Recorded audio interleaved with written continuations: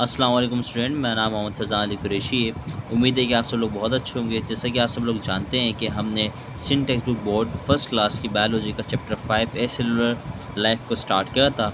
उस ही के अंदर हम आज जो टॉपिक कवर करने जा रहे हैं उस टॉपिक का नाम है कि how virus survive inside a host cell. इस टॉपिक का कवर करने का मकसद ये है कि इस टॉपिक में से सवाल आपके बोर्ड में आ सकते हैं, और दूसरा इसकी इम्पोर्टेंस ये है कि इसमें से MCQ में सवाल काफ़ी ज़्यादा पूछे जाते हैं।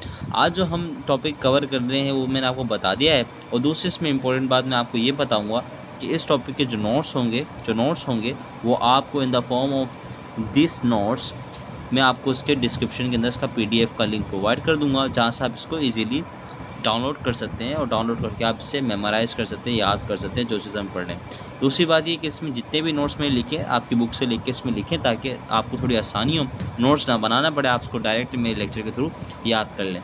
तो हम बिना कोई टाइम ज़ाया करें डायरेक्ट इन पॉइंट्स को पढ़ते हुए जाते हैं, और इन पॉइंट्स से जो समझने की बात होगी वो समझेंगे। ठीक है, तो चलिए, मैंने आपको बताया कि आज जो हम टॉपिक पढ़ेंगे उसका नाम है कि how viruses survive inside host cell. देखिए, viruses have variety of host cell. देखिए, वायरस के पास वैरायटी ऑफ होस्ट सेल्स होते हैं, इंक्लूड प्रोकैरियोट्स एंड यूकैरियोट्स। आपको पता है प्रोकैरियोट्स एंड यूकैरियोट्स में क्या फ़र्क होता है? प्रोकैरियोट्स में हमारे पास बैक्टीरिया आ जाते हैं, सही है, एंड हमारे पास प्रोकैरियोट्स के अंदर हमारे पास बैक्टीरिया आ जाते हैं, और यूकैरियोट्स के अंदर हमारे पास plant cells and animal cells दोनों ही आ जाते हैं इसके अंदर। तो ये फ़र्क होता है दोनों के अंदर। प्रोकैरियोट्स के पास सेल वॉल होती है, यूकैरियोट्स के पास सेल वॉल नहीं होती, और बहुत सारे फ़र्क भी होते हैं जो कि आपने सेल के चैप्टर के अंदर समझ लिए होंगे। अब इसी तरीके से होता क्या है कि आज जो हम समझेंगे कि how we understand how viruses survive inside prokaryotic cell like bacteria and also eukaryotic cell. दोनों समझेंगे किस तरीके से बैक्टीरियल सेल के अंदर बैक्टीरियल वायरस जो होते हैं, जो बैक्टीरिया को इन्फेक्ट करते हैं, जिनको हम बैक्टीरियोफेज बोलते हैं दूसरे अल्फाजों में, वो कैसे सर्वाइव करते हैं बैक्टीरिया के अंदर, और यूकैरियोटिक सेल में कैसे सर्वाइव करते हैं, जैसे plant virus and animal virus. वो वायरस जिसका होस्ट बैक्टीरिया हो, viruses which host is bacteria is called bacteriophage, जिसकी मैंने आपको टाइप भी बताई थी T4, जिसका हम बैक्टीरियोफेज भी बोलते हैं, और दूसरा फेज होता है जिसको हम लैम्डा फेज बोलते हैं, जो आप मेरी आने वाली वीडियो के अंदर स्ट्रक्चर ऑफ वायरस के अंदर समझेंगे। दूसरी तरीके से अब हम शुरू करते हैं कि जो इसमें स्टेप्स बताए गए हैं, तकरीबन 6 किस्म के मेथड या टेक्निक्स यूज़ करता है to survive inside host cell. सही है, वायरसेस जो वायरसेस होते हैं 6 टाइप की मेथड यूज़ करते हैं वायरस के अंदर सर्वाइव, होस्ट के अंदर सर्वाइव करने के लिए। तो वो हम डिटेल में पढ़ लेते हैं थ्रोली। देखिए, viruses resist host cell immune system.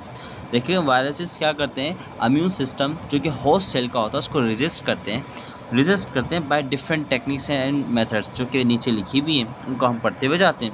जितने भी वायरस होते हैं वो हमारे सीधा इम्यून सिस्टम के ऊपर अटैक करते हैं और अपनी पैथोजेनिसिटी दिखाते हैं। अब मैं सिंपल सा मैं आपको जनरल व्यू ये दूंगा कि वायरसेस तो सेलुलर होते ही नहीं है, उनके पास ना मशीनरीज होती हैं, ना कोई सेलुलर ऑर्गेनल होता है। जस्ट उनके पास क्या होता है, उनके पास जस्ट जीनोम होता है, जिसको हम DNA भी कह सकते हैं और RNA भी होता है। वही DNA क्या होता है कि वो होस्ट सेल के अंदर जाता है और उसके न्यूक्लियस के अंदर जाता है, और उसी के DNA के साथ मिल जाता है। कौन सा DNA? Viral DNA। फिर वो उससे मिलता है, तो जब वो कोड होता है in the form of messenger RNA, फिर वो मैसेंजर से राइबोसोम से ट्रांसलेट करता है, फिर वो प्रोटीन बनते हैं। अगर वो राइबोसोम वायरस के प्रोटीन को कोड करके प्रोटीन्स बनाते तो वो वायरल प्रोटीन कहलाते हैं। फिर ये आगे फर्दर हमारे इम्यून सिस्टम के अंदर दाखिल होते हैं, फिर उसको इनहिबिशन करते हैं, जिस प्रोसेस से उसे नुकसान है।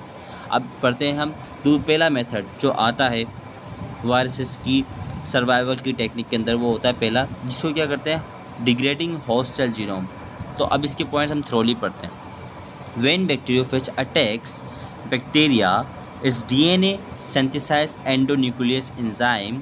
जब बैक्टीरियोफेज अटैक करता है बैक्टीरिया पे, तो इसका DNA क्या सिंथेसाइज करता है, एंडोन्यूक्लियस एंजाइम बनाता है टू डिग्रेड बैक्टीरियल DNA, ताकि वो बैक्टीरिया के DNA को डिग्रेड करे, and control process of replication, और कंट्रोल हासिल करे process of replication, transcription and translation. यानी कि रिप्लिकेशन का मतलब होता है कि DNA की कॉपी को हम रिप्लिकेशन भी बोलते हैं। DNA के अंदर जो कमांड जाती है सेल के साइटोप्लाज्म के अंदर, ये साइटोप्लाज्म होता है और ये सेल का न्यूक्लियस होता है, जो कमांड आउटसाइड साइटोप्लाज्म जाती है राइबोसोम जो छोटे छोटे इधर पड़े होते हैं, वो जो कमांड जाती है, वो जो कमांड बनती है वो एक प्रोसेस के तहत बनती है जिसको हम ट्रांसक्रिप्शन कहते हैं।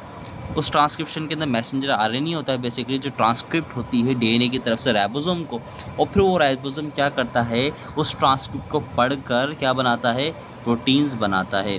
तो फिर वो वायरस क्या करते हैं, अपना डीएनए डाल देते हैं, वायरस का डीएनए डिग्रेड करके अपना डीएनए उसमें डाल देते हैं। फिर वही जो प्रोसेस वायरस अपना कर रहा होता है, फिर वो वायरल प्रोटीन अपना कर रहा होता है रेप्लिकेशन के प्रोसेस पे और ट्रांसक्रिप्शन के प्रोसेस पे और ट्रांसलेशन के प्रोसेस के ऊपर कंट्रोल हासिल करके वो फिर अपने प्रोटीन बनाता है। एंड देन आप जानते हैं फिर क्या बात है, इधर लिखा हुआ है to prepare viral protein for making new phages, वो बात मैंने आपको बता दी। फिर वो इन तीनों प्रोसेस के ऊपर अबूर हासिल करता है, कंट्रोल हासिल करता है, देन अपने लिए वायरल प्रोटीन बनाता है। तो पहला स्टेप तो आपको थ्रोली समझ में आया। दूसरा स्टेप होता है हमारे पास by deactivating the component system. देखिए component system is the part of innate immunity. जब आप इम्यूनिटी को पढ़ेंगे तो इम्यूनिटी को बेसिकली दो हिस्सों में बांटा गया है, एक के अंदर इनेट इम्यूनिटी आ जाती है और दूसरे के अंदर हमारे पास एडाप्टिव इम्यूनिटी आ जाती है, जिसको हम क्या बोलते हैं, एडाप्टिव इम्यूनिटी। एडाप्टिव इम्यूनिटी हमारे पास इवॉल्व होती है, एडाप्ट होती रहती है वक्त के साथ साथ, हमारे लाइफ स्टाइल के साथ साथ जो चीज़ें हम खाते हैं उसके साथ साथ तब्दील होती रहती है। लेकिन इनेट इम्यूनिटी हमारे साथ जब हम बॉर्न होते हैं उसी के साथ आती है, इसको हम इनेट इम्यूनिटी बोलते हैं। कॉम्प्लीमेंट सिस्टम के पास कुछ प्रोटीन होते हैं जिनको हम प्लाज्मा प्रोटीन कहते हैं, that are activated upon detection of pathogen, जो एक्टिवेट हो जाते हैं जब वो किसी पैथोजिन वायरस को डिटेक्ट कर लें बॉडी के अंदर। तब क्या करते हैं, whereas viruses enter in host cell, यानी कि वेयरएस जैसे ही वायरसेस इंटर करते हैं होस्ट सेल के अंदर, they prepare proteins that mimics और copy the complement proteins activator and block the complement system. यानी कि वो क्या करते हैं, प्लाज्मा प्रोटीन जो कि आपका कॉम्प्लीमेंट सिस्टम बना रहा था उन्हीं की कॉपी करके क्या कर लेते हैं, उनकी कॉम्प्लीमेंट सिस्टम को ब्लॉक कर देते हैं, जो क्या नहीं डिटेक्ट पाता, किसी भी पैथोजिन को डिटेक्ट नहीं कर पाता, और वो डिटेक्शन के बिना फिर वो सर्वाइव रहते for a long period inside the host cell. ये भी एक तरीका था, मैंने आपको थोड़ा आसानी से समझाया। अब इसी तरीके से आपको जो तीसरा तरीका जो वायरस अडाप्ट करते हैं for survival inside the cell is the interferon response. अब होता क्या है कि जब सेल इन्फेक्ट होते हैं तो वो क्या करते हैं, वो कुछ ऐसे जीन यानी कि ऐसी इंफॉर्मेशन रिलीज़ करते हैं अपने अंदर से, जो एक तरीके का प्रोटीन रिलीज़ करता है। उस प्रोटीन को हम क्या बोलते हैं, इंटरफेरॉन बोलते हैं। वो प्रोटीन क्या करता है, वो जाके रिसेप्टर्स पे बैठता है एंड देन फिर ब्लास्ट कर देता है, सारे सेल्स को डिस्ट्रॉय कर देता है, सेल की डेथ करवा देता है, जिससे सारे डेथ मर जाते हैं। तो आपको पता है सेल पहले से इन्फेक्टेड, तो उनके अंदर वायरसेस भी होगा, तो वायरसेस का भी क्या जीनोम डिस्ट्रॉय हो जाएगा। तो ये काम कौन करते हैं, प्रोटीन इंटरफेरॉन। तो वायरसेस क्या करते हैं, interferon are the protein release from infected cell, यानी कि इन्फेक्टेड सेल ने खुद वही सिग्नल रिलीज़ किया। तो वायरसेस क्या करते हैं, that provide signal for immune system for respond. तो लेकिन but when viruses enters host cell block the specific gene and interrupt metabolic to activate to produce protein like interferon. तो virus क्या करते हैं, उसके अंदर इंटर होते हैं ऐसी स्पेसिफिक जीन जो क्या सिग्नल प्रोड्यूस कर रही है, इंटरफेरॉन सिक्रीशन का सिग्नल प्रोड्यूस कर रही है, उस जीन को ब्लॉक कर देते हैं, जिससे ये प्रोड्यूस नहीं हो पाता और सेल डेथ नहीं कर पाते, और सेल की जो मशीनरी है, मेटाबॉलिक एक्टिविटीज़ है वो रन रहती है, उससे वो फिर अपने प्रोटीन बनाता है एंड देन फिर वो अपनी बहुत सारी कॉपीज़ बनाता रहता है। आप इन मेरी अल्फाजों को भी नोट कर सकते हैं अगर आप चाहें तो, क्योंकि मैं ये सिलेक्टिवली यूज़ कर रहा हूँ आपके लिए। फिर इसी तरीके से हमारे पास एक और पार्ट होता है हमारे इम्यून सिस्टम का, जिसको हम नाम देते हैं inactivation of major histocompatibility complex. देखिए मेजर हिस्टोकम्पैटिबिलिटी कॉम्प्लेक्स है, वो करता क्या है कि वायरस जब सप्रेस करता है हेल्पर टी सेल को, इसमें पहले हम समझ लेते हैं कि इनएक्टिवेशन कैसे होती है मेजर हिस्टोकम्पैटिबिलिटी की। तो ये अब आप बाद में जब आपके पास ट्रांसपोर्ट का चैप्टर आएगा, प्रीवियस जो चैप्टर था जिसके अंदर आपने इम्यून सिस्टम को पढ़ना था और ट्रांसपोर्ट का था, अभी इसके अंदर भी आया हुआ, तो आप उधर से इम्यून सिस्टम को पढ़ेंगे तो आपको समझ में आएगा कि मेजर हिस्टोकम्पैटिबिलिटी कॉम्प्लेक्स क्या होता है। अभी जस्ट समझे कि इनएक्टिवेशन कैसे होती है। वायरस सप्रेस क्या करता है, वायरस सप्रेस कर देता है हेल्पर टी सेल को, जो इम्यून सिस्टम का पार्ट है। वो क्या करता है, to display from viral component and presented by MSC. क्या करता है, हेल्पर टी सेल है जैसे कि ये टी सेल है, वो क्या करता है, डिस्प्ले करता है अब वायरल कंपोनेंट की जीन, जैसे कि जीन सप्रेस कर दी उसने अपनी सेल मेम्ब्रेन पे by the MHC component, MHC major histocompatibility complex के तहत। तो वो क्या करता है, वायरस इसी सेल को सप्रेस कर देता है, यानी कि इसके अंदर वो डिस्प्ले होने का उस वायरल कंपोनेंट का अमल को ही रोक देता है, जिसके तहत क्या होता है कि इम्यून सिस्टम का रिस्पॉन्स नहीं हो पाता, जिसकी वजह से क्या होता है, which delays virus invasion and detection, यानी कि वायरस के ऊपर इम्यून सेल्स का इन्वेजन यानी कि हमला नहीं हो पाता और फिर उसकी डिटेक्शन भी नहीं हो पाती। सिंपल सी बात है जो कि समझने के लिए काफ़ी है। हाँ, तो स्टूडेंट्स इसी तरीके से हमारे पास जो पांचवा मेथड आता है for survival of virus inside host cell, वो होता है हमारे पास वायरस सप्रेस बी सेल। अच्छा, बी सेल की एक्टिवेशन को भी सप्रेस कर देते हैं, यानी कि वो बी सेल को एक्टिवेट नहीं होने देते। होता है क्या है कि some viruses reduce function B cells, functions of B cells and inhibits B cell proliferation and differentiation. अच्छा, जो वर्ड प्रोलिफरेशन डिफरेंशिएशन है, इसका मतलब है कि वो एक्टिवेशन यानी कि B cell simply just not a cell, वो आगे बढ़ते बढ़ते स्ट्रेंथ होता है, तो उसकी स्ट्रेंथ होने के प्रोसेस को रोक देते हैं। प्रोलिफरेशन यानी ग्रोथ के अमल को रोकते हैं, जिससे वो ग्रोथ नहीं कर पाता एंड देन फिर वो अटैक नहीं कर पाता वायरस के ऊपर।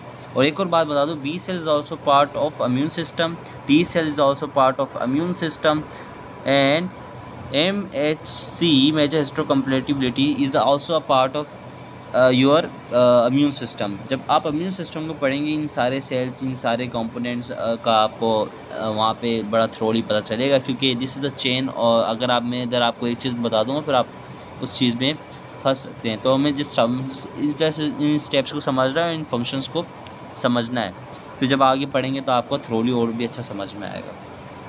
अब जो छठा स्टेप आता है हमारे पास, वो आता है कि virus can alter their genome. इसको थोड़ा समझना ज़रूरी है। देखिए, वायरस के पास DNA होता है।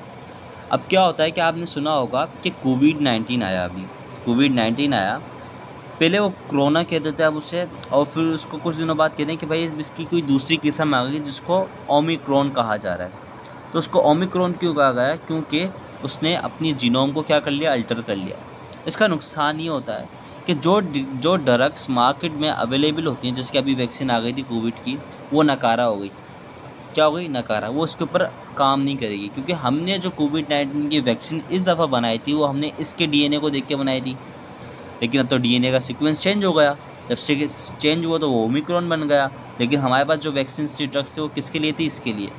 तो this is the biggest loss of your health system and also the pandemic. This is a very huge pandemic which also destabilise your country's economic.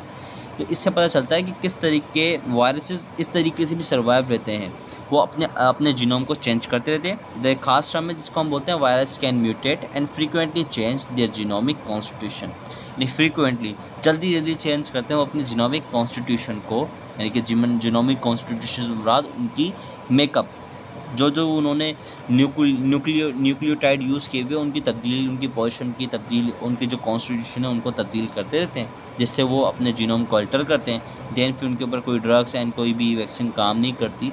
तो ये बात आपके लिए ज़रूरी थी। तो हमने कितने प्रोसेस पढ़े? 6 प्रोसेस पढ़े। इन 6 प्रोसेस के तहत जो वायरसेस हैं वो अपने आप को सर्वाइव करते हैं इनसाइड द होस्ट सेल। वो अपनी सारी चीज़ें अकॉर्डिंग टू होस्ट यूज़ करते हैं कि होस्ट क्या है। तो ये सारी चीज़ें अभी तक जो हमने क्लासिफिकेशन पढ़ी थी वायरसेस की, उनमें हमने समझा था कि किस किस टाइप के वायरस होते हैं। उनमें मैंने एग्जांपल भी दी थी आपको कि कौन कौन से वायरसेस ये काम कर रहे हैं। उनमें मैंने आपको जीनोमिक क्लासिफिकेशन के अंदर बताया था कि ये वायरस ये करता है, फिर वो करता है, फिर ये किस तरीके से अपना सेल के ऊपर अपनी उसकी मेटाबॉलिक मशीनरी के ऊपर अटैक करता है। ये सारी बातें मैंने आपको लेक्चर 2 के अंदर जो कि वायरस क्लासिफिकेशन था उसमें समझाई थी। अगर आपने नहीं देखा तो काइंडली आप मेरे प्लेलिस्ट में जाके देख सकते हैं, तो सर्च कर सकते हैं। आपने बस एंड के अंदर बायोलॉजी मेरे साथ लिखना है वीडियो के अंदर, और सर्च टैब के ऊपर तो आपको मेरी वीडियो मिल जाएगी। अगर यहाँ तक आपको मेरा लेक्चर अच्छा लगा हो तो काइंडली मेरे इस चैनल बायोलॉजी मेरे साथ को सब्सक्राइब कीजिए और काइंडली लाइक भी कीजिए, ताकि मुझे भी मज़ा आए और आपको भी पढ़ने में मज़ा भी आए, और शेयर भी कर दीजिए साथ में, ताकि हमारी रीच ज़्यादा से ज़्यादा बच्चों तक बढ़े और उनको भी फ़ायदा हो।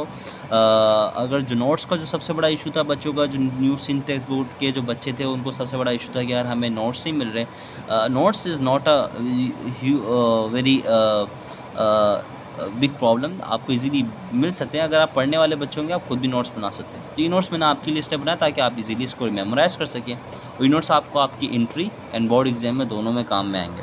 तो मिलते हैं हमारे अगले लेक्चर के साथ। पढ़ते रहिए, मोटिवेट